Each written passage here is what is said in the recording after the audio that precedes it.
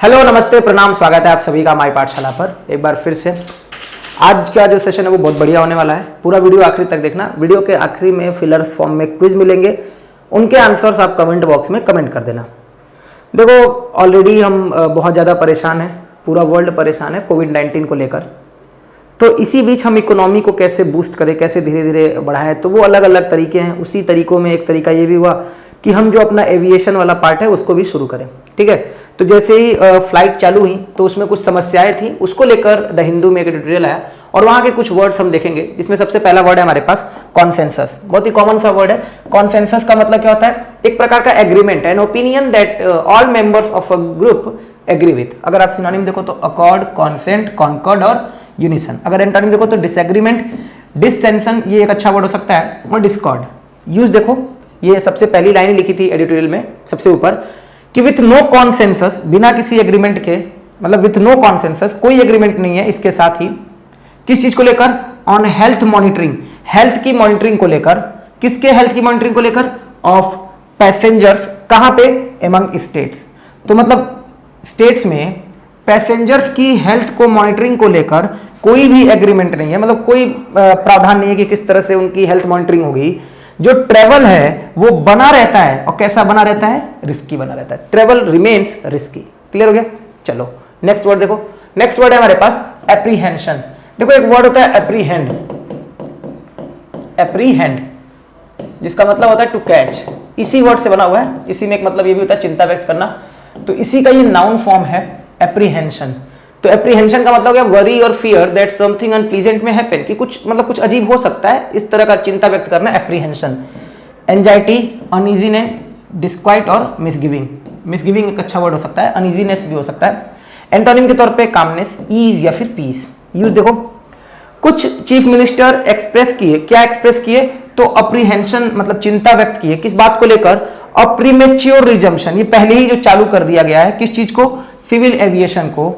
क्यों ऐसा व्यक्त किए चिंता? एज, जैसा कि जो स्प्रेड ऑफ कोविड-19 है इज अनरिलेंटिंग। अनरिलेंटिंग का मतलब नरम नहीं पड़ने वाला है, ये ऐसा नहीं कि शांत होने वाला है। एंड क्वारंटाइन मॉनिटरिंग जो है हैज इट्स लिमिट। जो क्वारंटीन करने की मॉनिटरिंग है, उस पर जो प्रोसेस है कि मतलब किस तरह से निगरानी रखनी है, उसकी भी अपनी एक लिमिट है। और इस बात को देखते हुए जो कुछ चीफ मिनिस्टर है उन्होंने एक्सप्रेस किया है, क्या एक्सप्रेस किया है? चिंता व्यक्त किया है। ठीक है, चलो नेक्स्ट है हमारे पास प्रॉम्प्ट करना। To make somebody decide to do something, मतलब किसी को एक तरह से उकसाना, एक सेंस में। इस पर हो जाएगा give rise to, call forth या स्टिमुलेट करना। एंटोनिम प्रिवेंट, डिटर एक अच्छा वर्ड हो सकता है आपके लिए, या फिर डिस्करेज। यूज देखना, द एक्सपीरियंस किस चीज का? Of flight cancellation. तो जो भी फ्लाइट कैंसिल हुई इनका एक्सपीरियंस, कॉमा पैसेंजर फ्रस्ट्रेशन, यात्रियों की फ्रस्ट्रेशन। और क्या चीज है? और है लो कैपेसिटी, किसके बीच? Among states. किस चीज को लेकर? To track thousands of passengers. इतनी बात बोली गई है कि जो फ्लाइट कैंसिलेशन को लेकर एक्सपीरियंस रहा है, मतलब काफी लोग का दिमाग खराब रहा है, इतनी सारी फ्लाइट कैंसिल हुई है। इसके अलावा यात्रियों की फ्रस्ट्रेशन और लो कैपेसिटी एमंग स्टेट्स, राज्यों के बीच, two track thousand of passengers. ये सब बातें दिस शुड प्रॉम्प्ट, ये प्रॉम्प्ट कर देनी चाहिए किस बात को लेकर? और रीथिंक ऑन शेड्यूल्ड फ्लाइट। ठीक है ना, कि एक बार पुनः विचार किया जाए फ्लाइट्स के शेड्यूल पर। ठीक है, तो ये हो गया प्रॉम्प्ट करना। नेक्स्ट वर्ड है हमारे पास बंगल। बहुत ही अच्छा वर्ड है बंगल करना। बंगल का मतलब होता है काम का कबाड़ा करना, किसी काम को बहुत ही बेकार ढंग से करना, दैट इज कॉल्ड बंगल करना। तो टू डू समथिंग बैडली और विदाउट स्किल, स्पॉइल करना। और बहुत ही अच्छे अच्छे वर्ड है स्क्रू अप, कॉक अप, बॉच। ये तीनों बहुत ही अच्छे वर्ड है, आई थिंक आपको याद रखने चाहिए। ये तीनों वर्ड बहुत बढ़िया वर्ड है। एंटोनिम आप अचीव और अकॉम्प्लिश के तौर पे लिख सकते हो। यूज जरा देखना, the trajectory of fresh covid cases. जो पाथ है फ्रेश कोविड-19 का, फ्रेश कोविड-19 केसेस का, ये जो पाथ है, ये पाथ शो करता है, दिखाता है। क्या दिखाता है? दैट की दिस वॉज अग्रावेटेड, ये और खराब हो गया, ये और स्थिति बिगड़ गई। किसके द्वारा? By the response. कैसा रिस्पॉन्स? बंगल रिस्पॉन्स, बड़ा ही बेढंगा रिस्पॉन्स था। किस चीज को लेकर? टू द कंसर्न्स, चिंताओं को लेकर। किनकी? माइग्रेंट लेबर की चिंताओं को लेकर। माइग्रेंट लेबर्स की जो कंसर्न्स थी उनको लेकर जो इतना खराब बेढंगा रिस्पॉन्स था, खोलते हुए thousands of workers and their communities to infection, कि वो इन्फेक्शन से क्या हो जाए? ग्रसित हो जाए।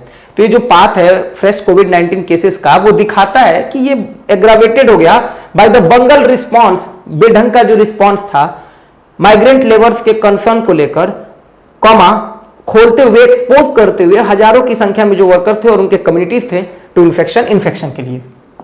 नेक्स्ट है हमारे पास वेन का मतलब होता है धीरे धीरे कम होना, टू बिकम ग्रेजुअली वीकर और लेस इंपॉर्टेंट, धीरे धीरे कम होना। इससे बनने वाला एक फ्रेज है बहुत कॉमन, ऑन द वेन, बहुत ही अच्छा वर्ड है और ये मुझे एक कॉन्टेक्स्ट है, कभी नहीं भूलता कि Modi's magic is on the when. आज से 2 या 3 साल पहले, 1 साल पहले आया था कि मोदी का जादू अब धीरे धीरे कम हो रहा है, तो Modi's magic is on the when, आप इस तरह से यूज कर सकते हो। डिक्लाइन करना, वेदर करना, एब या टेपर ऑफ, ये देखो एक अच्छा फ्रेजल वर्ब आपके लिए हो सकता है, एक अच्छा वर्ड वेदर हो सकता है। एंटोनिम आप लिख सकते हो राइज, इंप्रूव या फिर डेवलप करना। देख लो यूज क्या है, कोई कारण नहीं बनता है, there is no reason to think, कि ये सोचा जाए, क्या सोचा जाए, दैट कि द पेंडेमिक, ये जो वैश्विक महामारी है, हैज बिगन टू वेन, वो शुरू होने लगी है, क्या घटना, मतलब वो कम होने लगी है। अगर कुछ ऐसा है तो ऐसा कोई कारण ही नहीं बनता कि ऐसा सोचा जाए कि हाँ जून आ गया तो अब 30 जून तक खत्म हो जाएगा, 30 मई तक, 30 जुलाई तक, ऐसा कुछ है नहीं। तो इसीलिए बोला गया है कि देयर इज नो रीजन, कोई कारण नहीं बनता है टू थिंक, सोचने के लिए, दैट की the pandemic has begun to wane, वो कम होने लगा, ऐसा कुछ भी नहीं है। अभी स्थिति और खराब है और खराब हो सकती है। ठीक है, चलो अब ये हमारा आज का आपका टेस्ट है फिलर्स वाला, ये आपको फिल करना है, कमेंट बॉक्स में बताना है, एक बार स्क्रीनशॉट ले लीजिए और इनके आंसर्स आप कमेंट बॉक्स में दीजिए। आपको इन वर्ड्स के कॉन्टेक्स्ट बहुत साफ क्लियर हो जाएंगे और बहुत ही बेहतरीन कॉन्टेक्स्ट भी हैं। चलो अब लास्ट टाइम जो हमने किया था उसको हम सॉल्व कर लें एक बार। The dash noon seemed endlessly long, तो कैसा दोपहर था, दोपहर के बारे में बताया जा रहा है, गर्मी वाला दोपहर, हम लोग एक वर्ड पढ़ा था, तो पहले के लिए हो जाएगा sultry. The dash mother treated her child like a princess despite the fact that she risked spoiling her, तो कैसी मां होगी कि मतलब अपनी बच्ची को प्रिंसेस की तरह ट्रीट कर रही थी, अपने बच्चे को, इस बात के बावजूद कि वो रिस्क ले रही है उसको खराब करने का। तो बहुत ही ज्यादा वो मदर क्या होगी, उसको लेकर बहुत ज्यादा उससे मतलब प्यार करती होगी और वो सेंसिबल तरीके से सोच नहीं पा रही होगी, तो सेकंड के लिए हो जाएगा बिसॉर्टेड।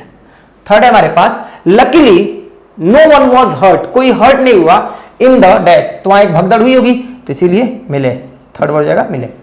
आई विल हैव टू इंप्रूव, मुझे इंप्रूव करना ही पड़ेगा, my dash habits, my mother is coming to stay, तो मेरी मां रहने के लिए आ रही है, तो मेरी जो बुरी आदतें होंगी, मेरी जो खराब आदतें होंगी, तो इसके लिए हो जाएगा slovenly. Every attempt is being made, प्रत्येक प्रयास किया जा रहा है, टू इंश्योर, सुनिश्चित करने के लिए, that these works of art are preserve for, तो किसके लिए प्रिजर्व किया जाए, आने वाली संतानों के लिए, तो पोस्टेरिटी।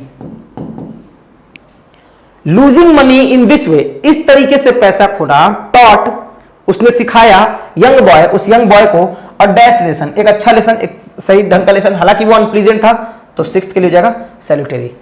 उम्मीद है कि सेशन आपको पसंद आया होगा। आज का जो क्वेश्चन था उनका आप कमेंट बॉक्स में आंसर जरूर दीजिए। वीडियो अगर पसंद आ रहा हो तो लाइक और शेयर जरूर कीजिए। नेक्स्ट सेशन में फिर मिलेंगे, तब तक अपना ध्यान रखिएगा कुछ अच्छे कॉन्टेक्स्ट, कुछ अच्छे वर्ड्स के साथ। तब तक के लिए बहुत बहुत धन्यवाद।